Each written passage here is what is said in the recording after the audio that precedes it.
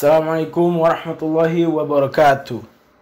Innal hamdalillah nahmaduhu wa nasta'inuhu wa nastaghfiruh wa na'udzu billahi min syururi anfusina wa min sayyiati a'malina.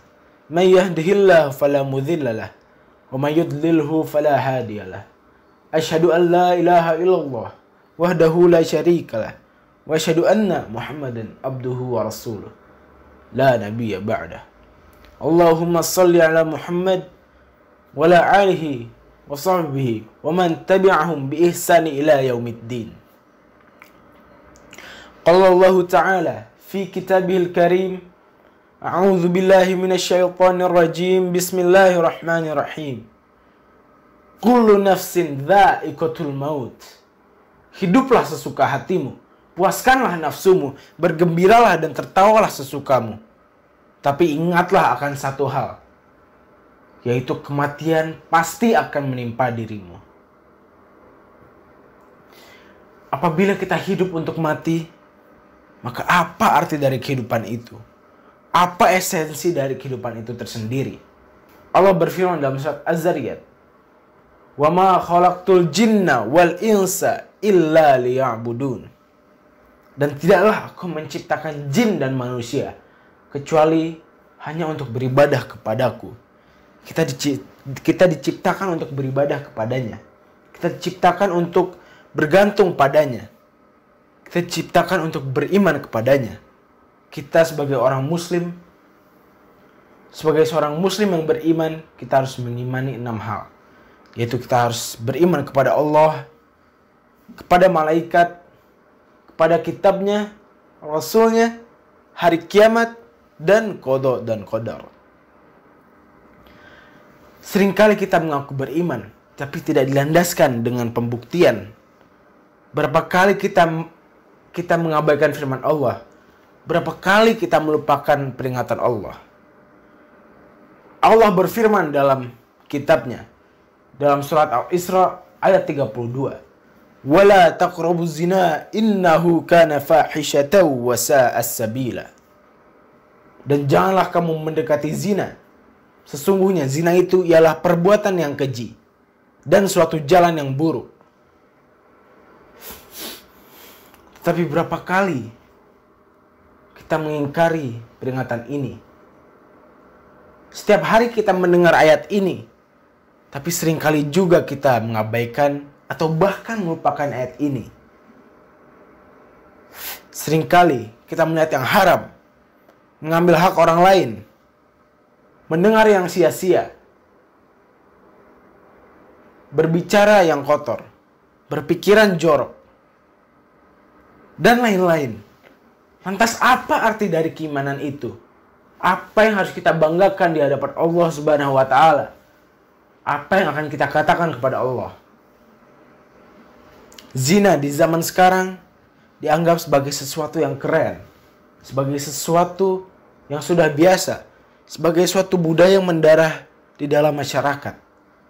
Lantas, apa yang harus kita banggakan dari iman kita apabila kita tidak menjauhi perbuatan ini? Apabila kita tidak mencegah perbuatan ini? Atau bahkan kita mendekati perbuatan ini? Apa yang harus kita banggakan? Buktinya, yang berhijab dibonceng pacarnya, yang hafal Al-Quran saling genggam tangan, yang belum muhrim saling bertatapan, bahkan yang alim saling menyuapkan. Ingat kawan, ditusuknya kepala seseorang dengan jarum besi lebih baik bagi dirinya daripada dia menyentuh wanita yang haram bagi dirinya. Kematian akan datang, ajal pun sudah menunggu. Waktu kita sebentar kawan. Allah berfirman, surat Al-Asr, "Wal asr, innal insana lafi khusr, illa alladhina amanu wa 'amilus solihat, wa tawassaw bil haqq, wa tawassaw bis sabr." Demi masa, sesungguhnya manusia berada dalam kerugian.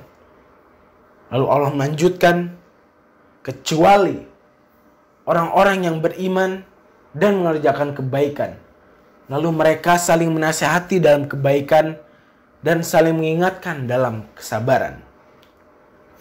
Itulah esensi dari kehidupan, yaitu waktu itu tersendiri. Waktulah yang akan membuat hidup kita menjadi sesuatu yang berharga. Marilah kita manfaatkan waktu untuk berbuat kebaikan. Marilah kita manfaatkan waktu untuk mencari bekal di akhirat nanti. Golongan yang akan mendapatkan naungan Allah ketika matahari sejengkal di atas kepalanya, ketika keringat membanjiri raganya. Dan pada hari itu, semua orang dalam keadaan ketakutan. Lalu ada golongan yang mendapatkan naungan Allah. Salah satunya adalah orang yang menghabiskan masa mudanya dalam ketaatan. Oleh karena itu, sudah seharusnya kita sadar akan waktu kita yang terbatas. Waktu kita yang sedikit di dunia ini. Marilah kita sama-sama kembali kepada Allah. Marilah kita bertobat kepadanya. Allah berfirman dalam surat Az-Zumar ayat 53. Qul ya ibadiyalladzina asrafu ala anfusihim la taqnatu min rahmatillah. Innallaha yaghfirudz dzunuba jami'a innahu huwal ghafurur rahim.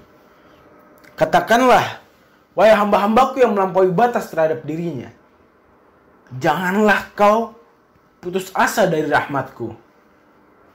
Sesungguhnya Allah mengampuni semua dosa. Sesungguhnya Allah Maha Pengampun lagi Maha Penyayang. Ayo kawan, berapapun dosa yang kita miliki, seberat apapun masa lalu yang kita pikul, Allah dengan sifat Maha Pengasih, Penyayang, Pengampun, pasti Allah akan mengampuni selama pintu taubat masih terbuka. Dari Allah kita datang dan kepadanya lah kita kembali. Wabillahi taufik wal hidayah. Wassalamualaikum warahmatullahi wabarakatuh.